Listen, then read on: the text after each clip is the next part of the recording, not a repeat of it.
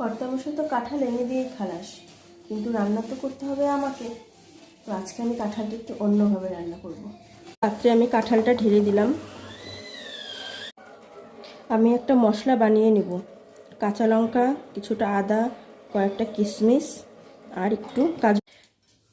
আমি এখন বাটা মশলাটা এটার মধ্যে দিয়ে দিলাম।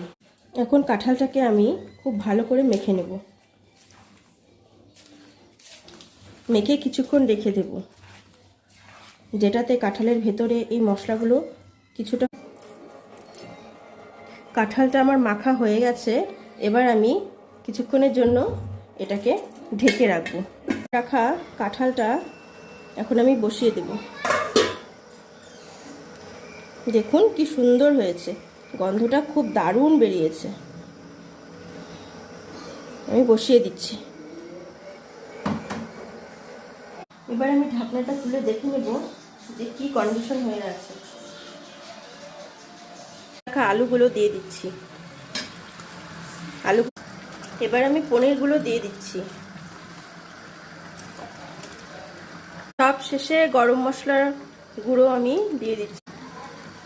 ঘি ছড়িয়ে দিয়ে আমি গ্যাসের ফ্লেমটা নিভিয়ে দেব। দেখুন রংটা কেমন হয়েছে। কি গো, খেয়ে বলো কেমন হয়েছে কাঁঠাল পনির। দেখে তো খুব ভালোই মনে হচ্ছে, রংটা বেশ দারুণ হয়েছে। এবার একটু খেয়ে দেখি। দারুণ টেস্ট।